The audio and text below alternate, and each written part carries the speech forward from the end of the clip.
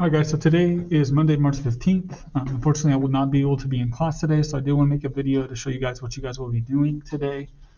So we're going to continue looking at probability. And remember, probability is when we're measuring the chance of something occurring. And so we can measure it in how likely something is. We can measure it as a ratio of what we're going to talk about, favorable outcomes over total outcomes. And we can look at it as a decimal, also as a percent. So let's go take a look at your learning target today. So for today, we're going to be looking at the probability of two independent events. And independent meaning that they are separate from each other, meaning one will not affect the other. So we'll look at an example of that. We'll also look at an example of dependent and what are the differences here in just a second. All right, so how to find probability. So remember, we want to organize data in a table as much as possible. This is a way for us to better look at the numbers. So if you're given like a picture, or given a word problem, instead of having to try to find the numbers inside those or look at that picture, it's easier to see it right next to it. So list out the numbers, list out your categories, whether it's red, blue, cheese soup, tomato soup, whatever it is that it's asking, make it into some kind of list or table so you're able to see it. The next piece is finding the total, and that is super, super important. You need to make sure you find that total, because otherwise we cannot have a denominator. Right? Our denominator of our probability is always going to be the total number of choices. So if there's 15 marbles, or there's 20 pairs of shoes, or whatever, you need to find that total. And we do that by adding up all those numbers in the data. We write it as favorable outcomes over the total number of outcomes, meaning what do I want over the total number of outcomes? So like if there's 20 marbles and 3 of them are blue, the probability would be 3 over 20. And then as always, make sure you can simplify if you are able to. So let's go talk about independent versus dependent examples. So in an independent event, these are 2 or more events that occur in sequence, meaning that the outcome does not affect the other. So whatever happens first, it's not going to affect what happens next.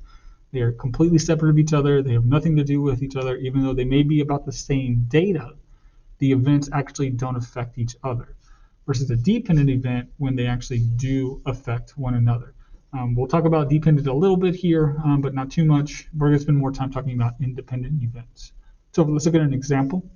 There are 10 bags of chips in a box. There are 4 bags of Doritos and 6 bags of Cheetos.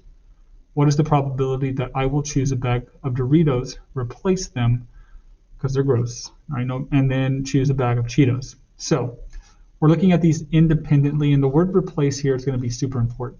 So let's talk about why that's important. When I look at this, remember, we want to look at the total on the bottom. So there's 6 bags of Cheetos, 4 bags of Doritos, and that means that there's a total of 10. Okay. If I want to know what's the probability that I choose Doritos first, so then I come over here and look at, okay, well, there are 4 bags of Doritos, so I would write that 4 out of 10, and then I would be done, right? And then we would reduce to 2 over 5, but we're going to leave it at 10 for right now. So then when I'm looking at the Cheetos, I saw that there was Doritos in my hand. I didn't like it, and so I put it back into the box. Now that they're back in the box, that means there are still 10 bags of chips. So of those 10 that are left, there were 6 that were Cheetos. So notice that the bottom number didn't change. I did not substitute anything out. I just took it, I looked at it, and I put it back. This is an independent event because this total was not affected by the first total. Right? The Cheetos was not affected by the Doritos. So then we would reduce, and so the Doritos would be 2/5, Cheetos would be 3/5, and that's as far as we're going today. Now, if we did have a dependent event that was occurring, then what we would look at is, okay, same scenario. So I know there's 10 bags of chips.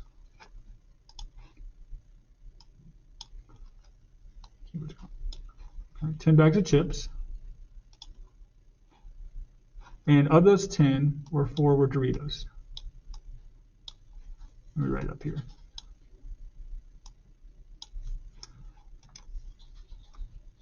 There we go.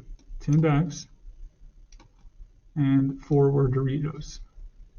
Let's say that I do like Doritos, and then I decide to eat a bag of Doritos, but then I'm still hungry and I'm going to reach into the bag again. Now, since I've eaten that bag of Doritos, I cannot put it back. right? It's gone. So instead of having 10 bags, there are 9 bags of Doritos. Excuse me, 9 total bags. And of the 9 total bags, 6 of them are Cheetos. So notice how the totals here do change. Right? They changed.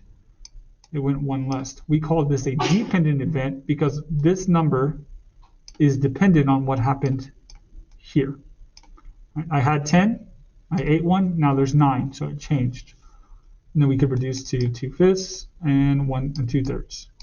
So notice how the probabilities are quite different. So we're not really going to spend too much time discussing whether it's dependent or independent. We're going to spend more time in here, but we did want to show you the difference, right? So we're going to spend more time in these independent events and looking at these totals that are separate from each other. So let's go take a look at an example here.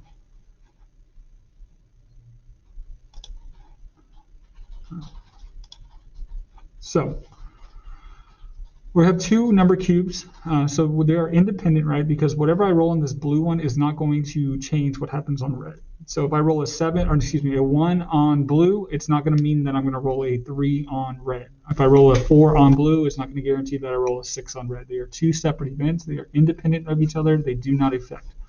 So I want to know what are the chances of me rolling a 1 on the blue. Let's do that first. So there are 6 total sides on a number cube.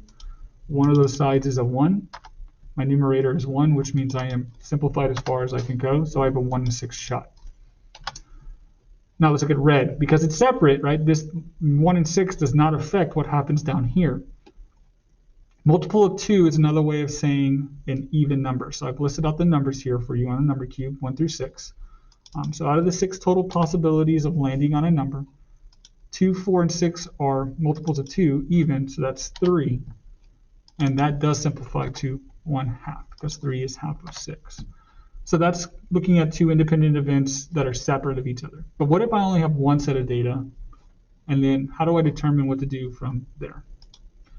So when we're looking at 1 set of data, so essentially I have this bag of marbles. And the first thing I need to do before I even look at what I'm supposed to do, as soon as I know it's probability, is I need to list out my numbers here so I can see them. So I know there's 8 total marbles, 3 are green, 5 are blue. It wants to know what's the probability of choosing a green from the bag, replacing it, and then pulling a blue marble out. So this is kind of like the chip question. So the first thing I'm going to look at is the green. So I want to know what's the chances of me doing this, pulling a green marble out. Well, I know that there are 3 green out of the 8 total marbles. Okay, so I got a green. Cool. I put it back in the bag. So I went this direction. So I still see that there are 8 total marbles because I put the green back, and of the 8 that are still in there, 5 are blue. So you'll be doing that today in your practice. So you'll be looking at things like that. So you're going to be seeing 2 events in some of your questions, 4, 5, and 6, 2 events, and you need to find the probability of each event independently. Notice that the total does not change. Now you may need to reduce. Some of these fractions will reduce or simplify, some of these will not. So you have a practice in your Schoology today. Email me if you have any questions, and we'll go over it tomorrow. I'll see you guys tomorrow. Thanks, guys.